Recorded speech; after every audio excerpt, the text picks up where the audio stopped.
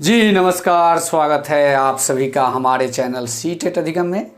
दोस्तों, आज की इस वीडियो में हम लोग बात करेंगे जो बहाली में बड़े बड़े बदलाव हो रहे हैं उसके क्या फ़ायदे और क्या नुकसान। जी हाँ दोस्तों, ये आप सभी अभ्यर्थियों के लिए जो 7वीं चरण शिक्षक बहाली में भाग लेना चाहते हैं, उनको अगर बहाली के जो कहे अनुसार, जैसा कि आप लोग पेपर के माध्यम से भी देखे होंगे, अगर उसके अनुसार चेंजेस होती है तो उसके बहुत सारे फ़ायदे 7वें चरण शिक्षकों को मिलने वाला है। जी हाँ, वीडियो को पूरा देखिएगा और चीज़ों को ढंग से समझिएगा ताकि पूरी क्लैरिटी आपको समझ में आए कि क्या है इसके फ़ायदे। जी हाँ, अगर यह वीडियो अच्छा लगे तो चैनल को भी सब्सक्राइब कीजिएगा। और मैं जानता हूं कि अभी आप लोग के पास थोड़ा कम समय हो रहा है, लेकिन इस वीडियो को समय निकाल के बिल्कुल पूरा देखिए। जी हाँ, क्योंकि आप लोग केवीएस की भी तैयारी में व्यस्त हैं। इसके लिए आप लोग के पास एक मैं जो लेके आया हूं कंटेंट, वो आप पहले इसमें देखें, क्योंकि आप लोग खोज रहे हैं कि केवीएस की तैयारी को कैसे करें। तो किरण पब्लिकेशन आप लोगों के लिए एक बुक लेके आया है जो कि इतनी अच्छी बुक है कि इसके माध्यम से अगर तैयारी करते हैं तो केवीएस 100% निकलेगा। पहले इस इंट्रो को देखें।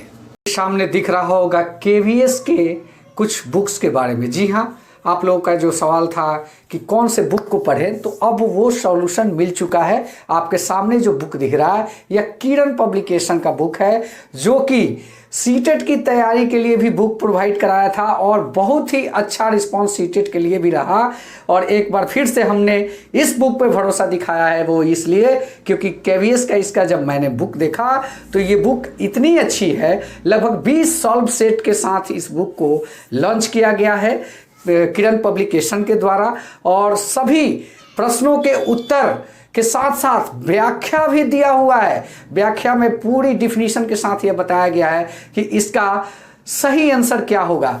तो आप लोग को देर करने की ज़रूरत नहीं है। आप इसकी मार्केटिंग या तो बुक स्टॉल से करना चाहे तो कर सकते हैं। वीडियो के डिस्क्रिप्शन में भी इसका लिंक आप लोग को मिल जाएगा, जहां से इनके बिजनेस पार्टनर है फ्लिपकार्ट और अमेजॉन।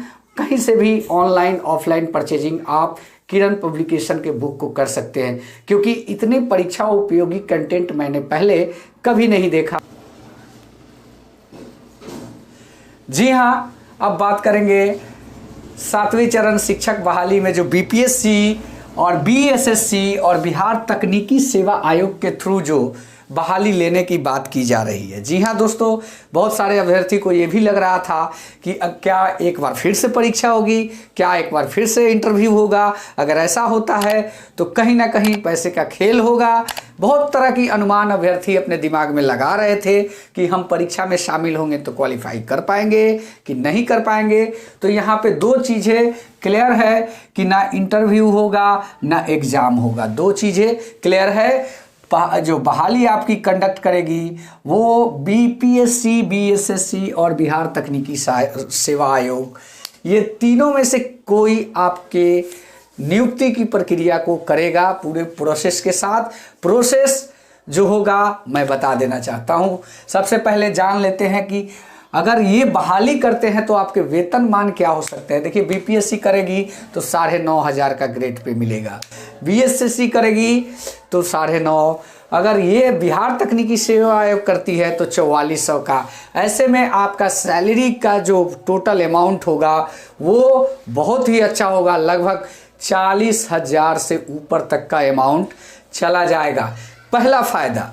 दूसरा फ़ायदा, इससे पहले जो शिक्षक बहाली हुई है, नियोजन हुई है, नियुक्ति की प्रक्रिया हुई है। जी हाँ, जैसे नियोजन 5वें चरण तक नियोजन की प्रक्रिया हुई है, 6ठे चरण में नियुक्ति की प्रक्रिया हुई है, वही नियुक्ति की प्रक्रिया 7वें चरण में भी होने वाली है। लेकिन फ़र्क ये हो जाता है कि पहले जो है शिक्षा विभाग खुद लेता था, अब जो है इन एजेंसियों में से किसी को देने की बात चल रही है। तो अगर ऐसा होता है तो आपके वेतनमान बहुत ही अच्छे हो जाएंगे। और ये जब एजेंसियां आपको लेगी तो ये राज्यकर्मी का दर्जा दिलवाती है, जो कि आप जानते हैं कि अभी तक जो बहाली हुई है, नियोजन प्रक्रिया हुई है, छठे चरण तक किसी भी शिक्षक को राजकर्मी का दर्जा नहीं मिला है।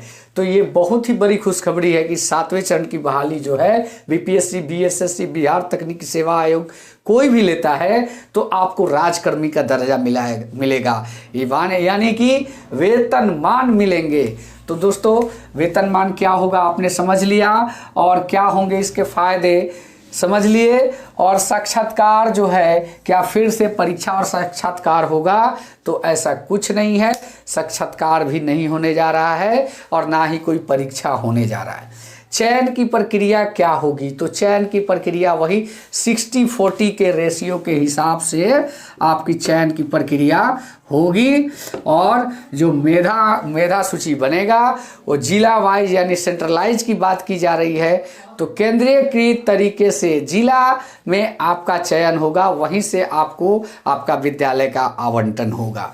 तो कहीं ना कहीं जो पंचायत नियोजन इकाई थी, नगर नियोजन इकाई थी, इसको जो है समाप्त करने की प्लानिंग चल रही है। और समाप्त करने के बाद इन्हीं तीनों में से किसी एक एजेंसी को देने की बात चल रही है।